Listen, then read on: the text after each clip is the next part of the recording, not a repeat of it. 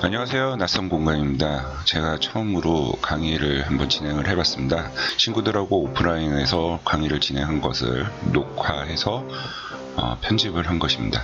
중간중간 좀 삭제된 부분들이 있겠지만 많은 양해 부탁하고 잘 들어주십시오. 감사합니다.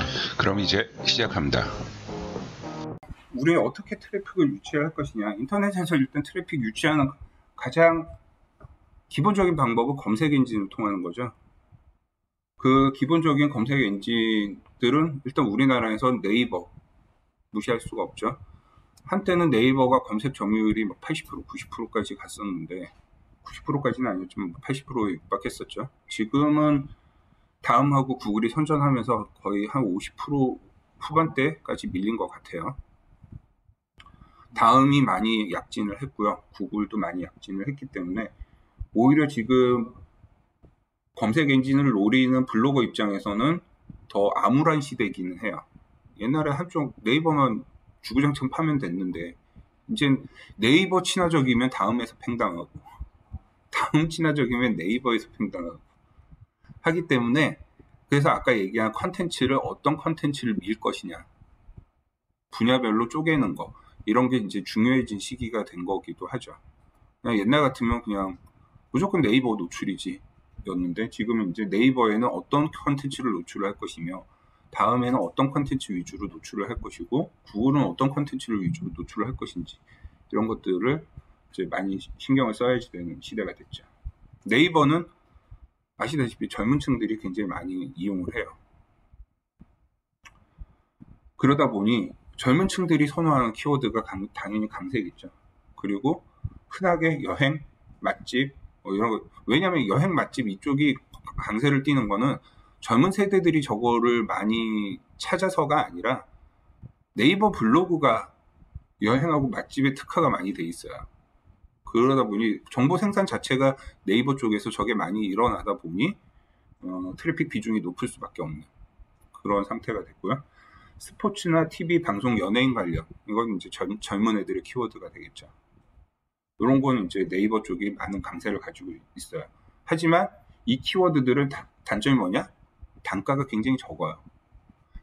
쉽게 생각하면 돼요. 인터넷에서 광고 단가 어떻게 책정할 것이냐.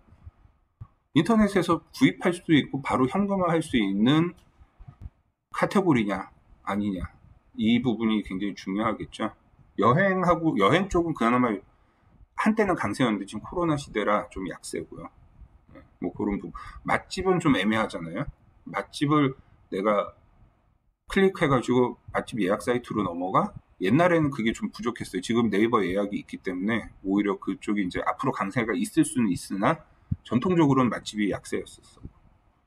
스포츠 눌러가지고 이거를 도대체 어디 가지? 스포츠 토토? 이 정도? 네. 그런 것들로 과연 이 트래픽의 최종 종착지가 어디냐를 생각해보면 이 키워드가 단가가 높을 것이냐 낮을 것이냐 대충 예상을 할 수 있겠죠. 연예인 눌러봐야 아무 소용 없겠죠. 모르겠어요. BTS 뭐 굿즈 사이트로 넘어간다면 모르겠지만 최종적으로 돈을 쓸 곳으로 넘어갈 수 있는 키워드냐 그렇지 않느냐 그 과정이 기냐 짧으냐 이런 것들을 충분히 고려를 해야지 되기 때문에 대충 고려했을 때는 저런 키워드들은 단가가 낮다. 반면에 다음 같은 경우에는 나이 드신 분들이 희한하게 다음을 많이 이용하세요. 우리 세대도 이제 슬슬 다음을 많이 이용하는 것 같고. 네, 이쪽은 정체라고 오타가 났는데 정치, 경제, 경영, 부동산, 주식 이런 부분에 대해서 특화들이 많이 이루어져 있어요.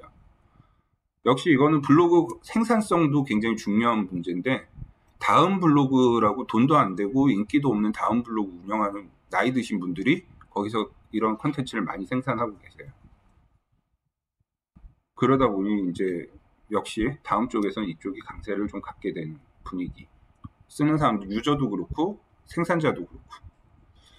근데 또 보면 정치 쪽은 돈이 사실 별로 안 되겠지만 경제, 경영, 부동산, 주식 이쪽은 어쨌거나 증권 사이트로 넘어가거나 그러한 부분에서 좀 돈이 되는 쪽으로 많이 넘어가죠. 부동산도 마찬가지고. 근데 이 키워드들이 단지 보여지는 키워드에서 끝나진 않아요. 저 안에서 대출이 나올 수도 있고 저 안에서 보험이 튀어나올 수도 있어요. 그러니까 보이는 게 다는 아니에요. 그 비욘드도 생각을 하셔야 돼요.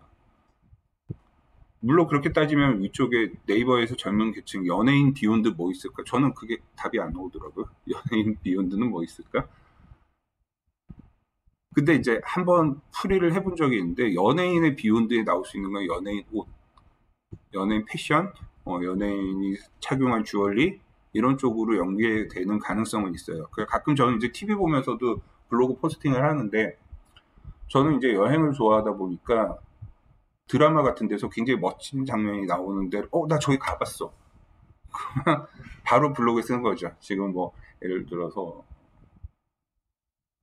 요새 뭐 있죠? 갯마을 차차차? 갯마을 차차차에 나온 바닷가 어디? 뭐 이런 거 사람들이 그런 거 검색 많이 해요. 특히 드라마가 방영 중인 그 시간에. 근데 요새 재방도 많죠. OTT도 많죠. 그러니까 꾸준히 계속 그 검색이 일어나고 한동안 라이프 사이클이 이어져요. 그 라이프 사이클 동안 그거를 유지를 할 수 있는 키워드가 되기 때문에 저는 이제 많이들 쓰지도 않고 생산량이 적다는 건 내가 유일할 수 있기 때문에 그런 키워드를 쓰면은 내 블로그 지수가 높아질 수 있어요. 그 최소한의 글의 뭐 내용, 글자 수 이런 거 글자 수 되게 중요하지만 사실 글자 수가 중요한 이유는 글자 수로 애들이 판별한다기보다는 글자가 많고 사진이 많을수록 그 페이지에 머무는 시간이 많은 거예요. 그러니까 이거를 체류 시간이라 그러는데 체류 시간이 긴 글이 좋은 글이다라고 판별을 하는 거죠. 검색 엔진들은. 그래서 글자 수는 적더라도 어떻게든 체류를 많이 하게끔 만들어 준다면은 괜찮겠죠. 그 제일 좋은 방법은 동영상을 같이 박아놓는 거. 그 페이지 안에서 동영상 보게 만들어 버리는 거죠.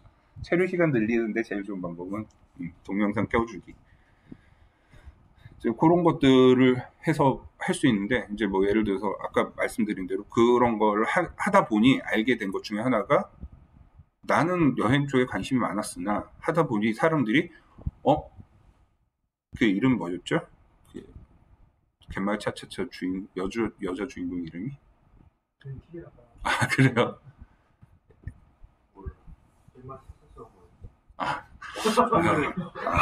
이제 여러분들 이런 데도 좀 관심을 가지고 전체적인 트렌드에도 좀 관심을 가지셔야지 좀 저변을 확대시켜가지고 씨앗도 한 군데만 뿌리는 것보다 여러 군데 뿌리셔야 되잖아요. 네, 그런 거 관심을 좀 가져주시면 될 것 같은데 김민아 걔 뭐지? 그 옛날 아시나요 처음 나왔던 신민아 네, 그 친구가 입고 나온 옷 이거 다 협찬이거든요. 하지만 유용한 비서에 대한 거부감. 그 사람 아니에요?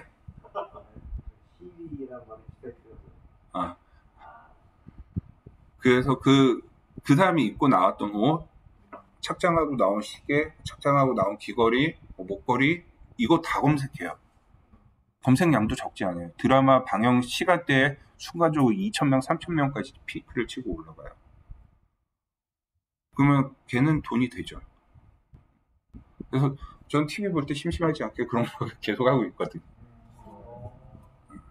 TV 볼 때 어차피 딴짓 안 하니까 그런 거 간단하게 하는 것만으로도 몇만 원의 돈을 만들 수 있으니까 그런 걸 하죠. 그러다 보면 이제 걔네가 내가 그거 노출시켰다 그래서 들어오는 게 딱 그것만 들어오진 않아요. 인접한 다른 키워드들이 같이 유입이 되고 사람들이 이런 거 키워드 검색하는구나 하는 것들을 보게 될 거예요. 이따가 제가 사례들을 보여드릴 거고요. 그래서 그런 것들을 이제 충분히 판별해서 내가 다음에 노출을 시키겠다, 네이버에 노출을 시키겠다, 구글에 노출시키겠다 이런 걸 감안을 해서 네이버에 블로그를 틀 것인지 다음에 블로그를 틀 것인지 구글 블로그 스팟에 블로그를 만들 것인지 거기에 어떤 콘텐츠를 탑재를 할 것인지를 생각을 하시면 좀 더 효율적으로 수익을 발생시킬 수 있겠죠. 근데 어떤 특정 키워드가 터지면 이제 그 키워드가 터진 블로그는 계속 그걸로 밀고 나가는 게 그쪽의 수익성이 좋아지는 계기가 될 수도 있는 거고요. 예를 들어서 내가 글을 쓰다 보니 어떻게 해가지고 주식 삼성전자 주가 이걸로 1등을 먹었어요. 얘는 일단 여기서 더 이상 다른 키워드 들어오면 안 돼. 그걸로만 계속 먹고 살아야 되는 거죠. 그래서 삼성증권 주가 전망 한번 글 썼으면 좀 일상글들은 사실 키워드에 영향 많이 못 끼치거든요. 제목도 그냥 대충 지어주시고 해서 그런 거 몇 개 박아 넣다가 이제 삼성전자 폭락 이런 것도 한번 써주고 이런 식으로 해가지고 주제는 삼성전자 주가가 딱 되게끔 계속 잡아두는 거죠. 그걸 벗어나지 않게 돈이 됐으면. 자, 그 다음에 네이버하고 다음은 여기 이제 SEO라는 게 잠깐 언급이 되고 있는데 구글은 SEO가 가장 중요한 검색 엔진 매체 중에 하나예요. 되게 전문적인 부분이고 가장 철두철미해야 되는데 사실 구글이 우리 수익에 그렇게 도움이 되진 않아요. 하지만 이제 SEO 말은 뭐 대단하게 써져 있지만 내용은 별거 아니에요. 서치 엔진 옵티마이즈, 검색 엔진에 대한 최적화라는 뜻이고요. 키워드나 그러니까 제목이나 본문 내용에 키워드를 어떻게 노출시킬 것인가, 그거에 대한 이제 노하우가 되는 거죠. 가장 핵심은 일단 제목에 내가 원하는 키워드가 들어가야 되는 거고 본문에도 들어가야 되는데 본문 안에서 그 키워드가 몇 번 노출될 것이고 둘 간에 그러니까 한 번 언급된 것과 그 다음 언급까지의 단어 개수가 몇 개일 것이냐, 그게 이제 SEO의 핵심이 되는 거죠. 근데 이제 선수들 빠꾸미들은 다 이게 이제 얼추 비슷해요. 그래서 글을 보면 얘 선수야 아니야 이걸 알 수 있어요. 이게 블로그 선수가 쓴 글인지 아니면 쓰다 보니 이렇게 글을 쓴 것인지 대충 알게 되는 거죠. 그러면 이제 그 안에서 자기들끼리도 순위가 일어나야 될 거 아니죠. 그러면 순위를 어떻게 또 바꿀 수 있느냐? 사진을 올릴 때 그 사진 근처에 키워드를 또 박아주는 거예요. 이제 알트 태그라고 그러고 대체 텍스트라고 그러거든요. 그런 거에 대한 고려, 그런 것들이 일어나면은 이제 서로 순위를 바꿀 수 있는 거죠. 사실 이쪽에서 싸움이 되게 지저분해요. 선수들끼리 싸움이 되게 지저분해요. 저도 공격을 받고 내가 어느 키워드 돈이 되는 키워드 잘 나가고 있으면은 그걸 공격하는 애들이 있어요. 내 글을 카피를 해가지고 나보다 앞선 시점에 글을 박아놓아요. 지금은 그게 많이 막혔는데 여전히 공격이 가능해요. 그래서 내 글보다 앞서서 내 글이 카피된 글이 발행이 되니 내 글은 유사문서가 돼버리겠죠. 그러면 내 글이 떨어져 나가는 거죠. 한두 번 순위 꺾이고 나서 걔 아무리 잡아내도 내 건 이미 경쟁이 치열한 키워드는 순위가 꺾여 내려가 버리죠. 나도 이제 가만 안 있지. 걔가 누군지 아니까. 누군지 알 수가 있어요? 나로 인해서 덕보는 애가 걔겠죠. 글이 네. 9월 1일에 적은 글이 갑자기 수능이 떴어요. 네. 다른 블로거들이 8월 말일에 적은 그 블로그 내용을 교체한다고. 그렇게 할 수도 있고요. 네. 그게 가장 흔한 수법이죠. 옛날에는 티스토리가 과거 글 발행이 됐어요. 글 발행 시간을 아예 과거로 할 수 있는데 이 문제가 많다 보니까 다음 카카오가 막아버렸어요. 근데 공격을 위한 사이트들을 수십 개를 마련해두고 있어요. 매일 꾸준히 한 개씩 과거 글들을 미리 발행을 해놔요. 글 없는 글들을 비공개로. 저장 시점 같은 것도 다 확인이 되지 않나요? 그렇죠. 저장 시점은 확인이 되지만 이미 실제로 발행된 글이기 때문에. 그래서 그거에 대한 이제 대비책들이 계속 검색 엔진들이 마련을 하고는 있는데 완벽하진 않아요. 검색 엔진들이 싫어하는 짓. 자, 스팸. 막무가내로 글 쓰는 거. 정말 어처구니 없는 글들을 막 써놓고 하는 거 정말 싫어하고요. 거기에 해당되는 게 이제 제목하고 사진만 올라가는 글들도 거기에 해당되는 글에 속하기도 해요. 그 다음에 아까 제가 언급했던 것 씨 뿌릴 때 내용 별로 없이 이제 카카오톡 글들 해놓고 하는 거. 이건 저는 잠깐 하려고 하는 거지 지속적으로 하면은 걸리죠, 당연히. 그래서 우연찮게 거기서 걸려서 잘 크는 애들을 키우겠다는 거지 그걸로 잘 먹고 잘 살겠다 아니기 때문에 이런 거는 분명히 걸려요. 그리고 이게 계속 다음 카카오는 걸리다 보면은 다음 카카오는 개인에 대한 인식을 뭘로 하냐면 어차피 티스토리 블로그 하는 애들은 애드센스를 한다. 애드센스를 하는 애들은 애드센스 코드가 똑같다. 그 코드를 기준으로 다 밴을 시켜버려요. 그래서 저도 실제로 지금 그렇게 밴당한 계정들이 몇 개 있어요. 그다음에 어뷰징은 이제 가장 흔한 게 블로그 이제 하시다 보면 알 거예요. 뭐 예를 들어서 주민등록 등본 떼는 법, 그다음 주민등록 말소 해결하는 법, 뭐 이런 글부터 시작해가지고 이제 우리가 흔하게 접할 만한 글들이 되게 똑같은 글들을 쓴 블로그들이 되게 많아요. 이거 어떻게 하냐면 남의 글 보고 내 문체로 다시 글을 작성을 하는 거죠. 그 주제는 늘 똑같아. 국민체조 12가지 동작 순서 알아보기 뭐 이런 글들, 네, 그런 글들 쭉 있어요. 이런 글들이 이제 주로 그런 데 해당되는 글들이죠. 잠시만.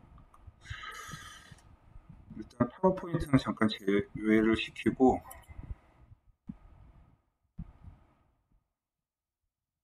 인터넷으로 지금 들으신 분들을 위해서 화면을 공유를 하기 위해서 이런 글들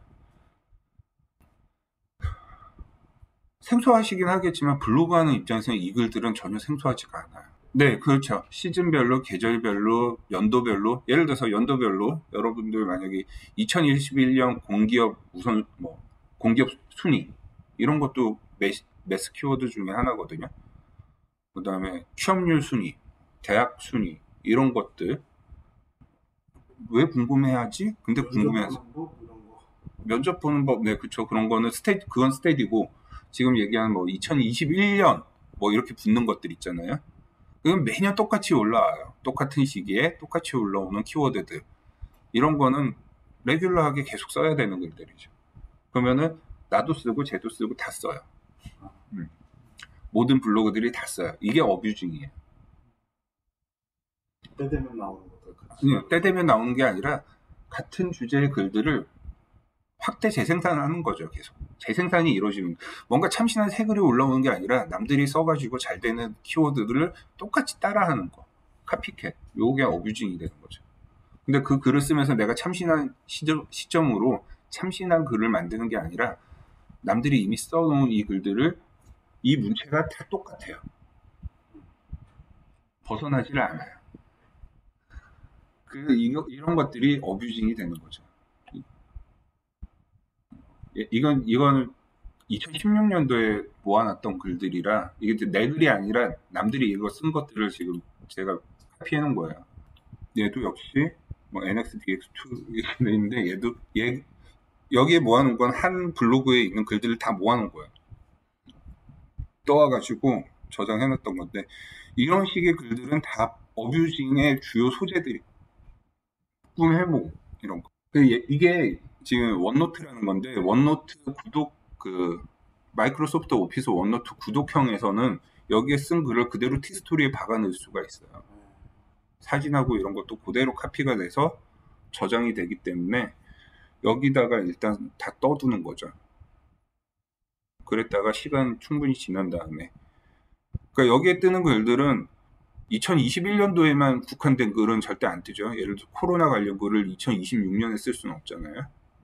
하지만 하이브리드 자동차 보조금 청정리 뭐 이런 것들은 좀 쓸 수 있고 그다음에 중고차 할부 이자율 확인하기 이런 것들은 뭐 한 5, 6년 지나도 별 차이 없을 거 아니에요. 차이 있는 부분만 바꾸면 되니까. 그래서 떠두는 거죠. 그러면은 카페에 글이 게재됐던 것들을 안 돼요. 그건 안 돼요. 네. 카페는 웬만해서는 잘 안 망해요. 아, 그것도 유사문서에 들어가요. 네. 블로그 글만 유사문서로 잡히는 게 아니라 뉴스, 뭐 어디든 인터넷에 한번 떠 있었던 글들은 다 유사문서. 심지어 당근마켓에 올라간 그 판매글, 네, 그것도 다 유사문서에 잡혀요. 이제 인터넷에서 사라졌다면은 상관없죠. 네. 근데 사라지는 기간이 블로그 같은 경우에는 네이버는 3달까지도 안 없어져요. 유사문서 판별 시스템에 네이버에는 3달까지도 남아 있어요. 그래서 네이버에 노출됐던 글은 충분히 묵힌 다음에 다시 써야 되고 네이버에 노출하기 위해서라면 다음은 삭제하고 한 1, 2분 내에 유사문서에서 사라져요. 그래서 다음 다음 검색에 노출시키는 거는 이 블로그에서 이 블로그로 옮길 때 한 1, 2분만 기다리면 돼요. 그럼 유사문서에 안 잡혀요. 근데 다음도 다음이 아닌 다른 서비스에 있는 글들을 옮길 때는 며칠 걸려요. 예를 들어서 네이버 블로그가 다음 검색에도 뜨잖아요. 네이버에서 삭제했지만 다음은 알 수가 없어요. 그래서 그게 그 유사문서에서 사라지는 데는 시간이 좀 걸려요. 그럼 블로그를 등록할 때 네. 유사 문서를 안 아예 등록하는 거예요? 등록은 할 수 있죠. 검색 엔진에 노출이 안 되는 거지. 아예 응. 그런 것도 알려줘요? 안 알려줘요. 이거를 내가 네이버에 노출시키겠다, 다음에 노출시키겠다, 둘 다 노출시키지 않겠다. 이거는 블로그 할 때 그거를 자기가 설정할 수 없는 거죠. 워드프레스는 가능한데 대부분의 그 서비스 형태에서는 설정할 수는 없어요. 굳이 하겠다 그러면 글 자체에다가 박는 코드가 있긴 한데 뭐 굳이 내가 노출을 안 시킬 이유는 없죠. 네.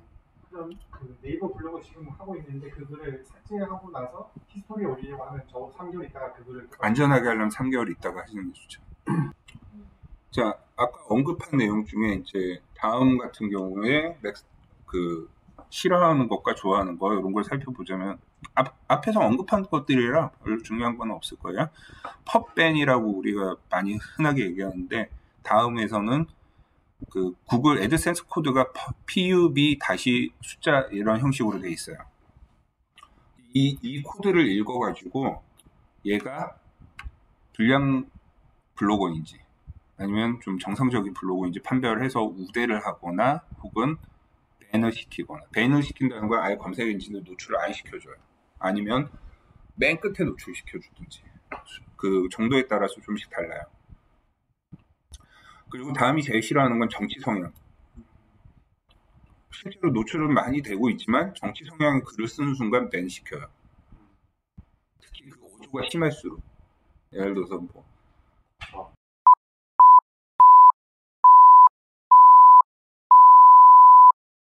밴 당해요. 그 다음에 성적 PC 관련 글, 정치적 올바른 관련 글 이런 거를 찬동하든 반대하든 별로 언급하는 것 자체를 선호하지 않아요. 당연히 음란성 글 절대 안 되겠죠. 이런 거는 해봤으니까 알겠죠. 이렇게 하면은 잘리더라. 그리고 대출보험도 밴 가능성이 좀 높아지고. 근데 이 대출하고 보험은 언급했다고 뭐 낸다는 게 아니라 상습적이고 지속적일 경우. 그래서 일반인 코스프레가 중간중간 들어가줘야 된다는 거고, 그 일반인 코스프레의 가장 좋은 방법은 맛집 블로그. 네, 그렇습니다. 자, 네이버는 히스토리 입장에선 네이버에 노출시키기 굉장히 힘들어요. 그래서 노출을 시키려면은 여기 이제 주소가 있는데 searchadvisor.naver.com이라는 데다가 등록을 해줘야 돼요. 내가 등록을 해야지 노출 가능성이 높아집니다. 물론 알아서 긁어가기도 하는데 언제 긁어갈지 모르기 때문에 내가 어느 정도 충분히 글을 썼다 그러면 searchadvisor.naver.com에다가 글을 써야지 되고요. 근데 이거 여기다 글을 쓴다고 해가지고 블로그 영역에 노출을 시켜주지는 않아요. 옛날에는 네이버가 여기 지금 오른쪽에 보시면은 통합 영역이 있고 뷰 영역이 있고 뭐 이런 식으로 지금 나눠져 있지만 옛날에는 카페, 블로그, 뭐 그다음 지식인 이런 탭으로 나눠져 있었죠. 지금은 이제 모바일하고 거의 유사성을 가지면 통합돼 가지고 통합 검색, 그다음 뷰 검색 이렇게 나눠져 있는데 뷰 검색이 네이버 블로그 글이에요. 혹은 진짜 운 좋아서 티스토리 블로그 글도 블로그로 인식이 되면 뷰에 노출이 되기도 해요. 저는 한 개밖에 지금 노출되고 있는 블로그가 한 개밖에 없어요. 뷰에 노출되고 있는 게 티스토리인데 뷰로 가 있는 게. 그 이외에는 대부분 다 통합 검색에 노출이 돼요. 근데 다행스러운 거는 특정 키워드들에 따라서는 통합에 검색되는 게 얘처럼 최상위에 노출될 수가 있어요. 물론 인기 좋은 글들은 뷰 글이 먼저 올라가겠죠. 여기에 통합 문서에 노출된다는 건 이 키워드 자체가 그렇게 인기 키워드가 아니라는 뜻이에요. 지금 익스프레스판 뭐냐면은 미국 주식 중에 하나인데 그 의료 장비 관련 회사예요. 주식을 하다 보니까 이게 관심이 있어서 검색을 해봤는데 당연히 별로 인기가 없다 보니 여기에 올라오겠죠. 근데 이걸 검색하는 사람들은 또 나름 이것만 검색하겠죠. 그러면 진짜 인기 없는 블로그, 나 진짜 많이 어디에서든 밴당했다 그러면 거기에 이런 글 한두 개쯤 박아놓는 게 좋겠죠. 그리고 버려두면 되죠. 그러면 엑스프레스 스파, 증권 관련 주식, 관련 키워드 유입으로만 계속 일어나고 있으니 들어오는 양에 비해서 수익은 좋은 그런 블로그를 몇 개씩 가지면은 그게 다 모이면 또 나중 수익인 거니까 그런 방법이 있을 수 있습니다. 자, 아까 전에 언급됐다시피 시기와 시즌에 따라서 키워드가 돌고 돌기 때문에 그걸 잘 캐치해두면 지금 시기에는 어떤 글을 써야지 내가 선점할 수 있어. 이런 것들을 판별할 수 있겠죠. 대표적인 게 되게 아이러니한데 사람들이 남의 승진에 그렇게 관심이 많아. 군인도 아닌 분들이 이게 뉴스에 가끔 나오죠. 뭐 장군 승진, 뭐 장군 해임 이런 뉴스들 되게 관심이 많아요. 근데 이거 대충 비슷한 시기에 올라오거든요. 이 뉴스들은. 대충 짐작할 수 있겠죠. 그러면 예를 들어서 뭐 대령 진급 시기, 소령 진급 시기, 중령 진급 시기 이 시즌들이 대령은 한 5월, 6월, 중령은 7월, 뭐 소령 8월. 그 다음에 이제 하반기 장군 승진, 상반기 장군 승진 이런 장군 승진 12월 뭐 이런 게 다 정해져 있어요.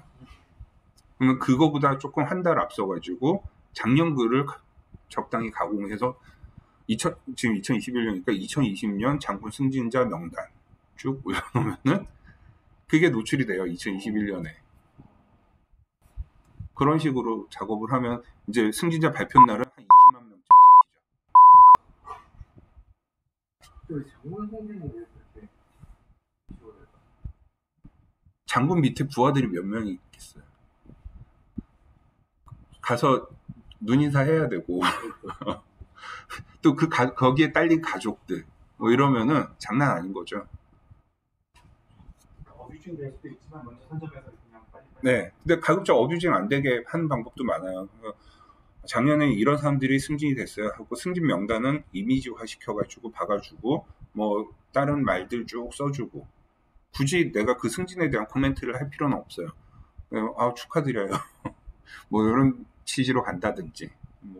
근데 이제 가끔 그 중에 장군들 중에 되게 유명하신 분들이 있어요. 예를 들어서 성추행에 대해서 이번에 좌천된 사람, 뭐 이런 그런 사람들 분명 언급되고 뉴스에 되게 많이 나오고 그 사람 이름도 검색 대상이 많이 되거든요. 그러니까 그런 거 좀 박아준다든지 그런 취지로 글을 쓰면은 굉장히 트래픽이 그때 폭발하겠죠. 그러니까 이건 예시예요. 승진자들은 무궁무진하죠. 장군뿐만 아니라 많죠. 장관도 있고요. 근데 장관은 별로 인기 사실 잘 없어요. 검찰총장, 경찰총장, 경찰 경무관 뭐 이런 거 뉴스에 다 나와요. 매년 올라가고 그런 것들 신경 쓰는 거. 그 다음에 왜 남의 승진에 관심이 많아? 삼성전자 사장당 임원이면 누가 됐는지, 신세계 백화점 사장이 누가 됐는지, 기업들 다 많죠. 다 12월 달에 몰려 있고 그 시즌에 맞춰서 글들 쓰고. 일반인들이 콘프레 하라고 하셨잖아요. 네. 이거를 뭐 일상이든 맛집이든 뭐 이런 주제든 네. 한 번씩 그냥 중간중간 올려도 상관없는. 그렇죠, 그렇죠. 여러 가지. 네, 네. 제가 보상업무를 주로 올리겠지만 중간중간에 이렇게. 그렇죠, 당연히. 그러라고 말씀을 드리는 거예요. 그래서 이런 시기와 시즌에 대해서는 항상 뉴스와 트렌드에 민감하게 생각을 하셔야 되고, 내가 신기해하는 건 남들도 신기해한다. 내가 궁금한 건 남들도 궁금해한다. 그런 거. 항상 키워드를 선점할 때 그런 거를 많이 해야 돼요. 왜? 키워드는 먼저 선점할수록 돈이 되기 때문에. 그리고 검색 엔진들이 또 되게 좋아하는 것 중에 하나가 없던 매스 키워드를 먼저 선점하고 만들어주는 사람을 되게 선호해요.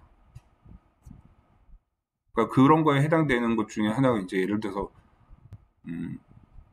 드라마에서 특정 뭐 촬영지, 갯마을 차차차 바닷가 촬영지 이런 거는 그 드라마 나오기 전까지 아무도 모르잖아요.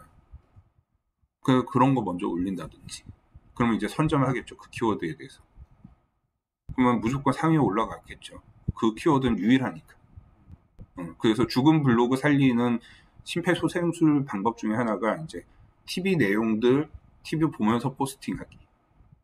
네. 근데 이것도 좀 주의해야 될 부분은 좀 있는데 그건 이따 언급을 해드릴게요. 그래서 그런 식으로 해서 키워드를 선점하는 거는 내가 깎아먹은 점수를 만회하는 방법 중에 하나. 근데 그렇게 살리는 니 차라리 새로 만드는 게 훨씬 쉽다. 지금까지 숱하게 해봤는데 살리는 것보다 만드는 게 쉽다. 만들어서 옮기는 게 더 쉽다. 왜냐면 퓨어해 보이니까 먼저 그 엔진에서 먼저 그치. 걔를 노출시킬 수 있으니까 죽은 거 살려봤자 옛날 거니까 노출시킬 거구나. 그런 의미들이 있지.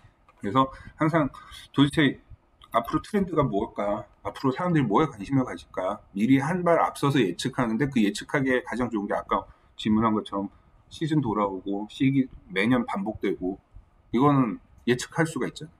내가 내일 비행기가 떨어질 거야. 이걸 예측할 수는 없는 거고. 근데 그것도 사실 가능해요. 비행기는 언제나 항상 떨어지고 있고요. 교통사고는 항상 어디서나 나고 있고요. 화재도 어디서 나고. 이거 왜 언급하냐면 사람들이 의외로 화재 사건에 대한 검색이 되게 많아. 예를 들어서 저번에 쿠팡 물류센터 화재 난 거. 저는 그 쿠팡 관련 화재를 글을 쓴 적은 없었어요. 근데 집 앞에 화재 사건이 났었고 그날 쿠팡 트럭이 와 있었던 거 뭐 이런 것들을 언급을 했을 뿐인데 하필이면 쿠팡 화재 관련 글로 최상위에 떴었어요. 그러니까 방문객이 1시간에 10,000명이 찍히는 거야. 와. 이런 예측은 할 수 있는 거죠. 언제나 화재는 발생할 수 있고 언제나 교통사고는 발생할 수 있고 언제나 비행기 사고는 날 수 있고 이런 것들은 미리 언급을 할 수 있으면 최대한 해두는 게 좋겠죠. 과거에 그런 일들이 있었다를 묶어가지고 글을 하나 써둔다든지. 예컨대 특히 터널 사고 이런 거 사람들이 되게 관심 많아요. 그러니까 전국에 있는 터널들마다 사고 건수 찾아가지고 가끔 글을 써둔다든지. 그다음 뭐 물류센터들 화재는 굉장히 사람들이 관심 많으니까 과거 물류센터 화재 사건들을 언급해 둔다든지. 이런 식으로 미리 선점할 수 있는 글들은 있어요. 예측이 그런 식의 예측이 되는 거죠. 우연히 맞아떨어질 거를 약간 교묘하게 작업을 해두는 거. 우선 지금 이게 지금 설명해 주는 그 네이버라든가 엔진, 그러니까 다음 네이버 다음에 내 블로그 글들이 노출시키기 위한 거고 그 목적은 광고. 그렇지. 무조건 광고. 우리는 광고. 그러면 이쪽은 광고를 내가 선택할 수도 있는 거고. 아니야. 광고를 애드센스는 선택할 수 없어. 애드센스는 알아서 컨텐츠에 맞춰서 광고를 띄워줘. 자, 이제 준비한 PPT는 다 됐고, 네, 질문 받을게요. 그러면은 키워드를 선정할 때 네. 어떤 특정 키워드에 대해서 검색량은 우리가 알 수 있잖아요. 네. 그러니까 뭐 그것도 설명드릴 거예요. 네. 네. 그런 것들을 활용하면 안 되고 아니면 활용해야죠. 적극 활용해야지. 예를 들어서 내가 나 이 키워드 잘 될 것 같아. 그런데 얼마나 사람이 들어올지 모르고 글을 함부로 쓰기엔 내 시간은 너무 아까워요. 그렇죠?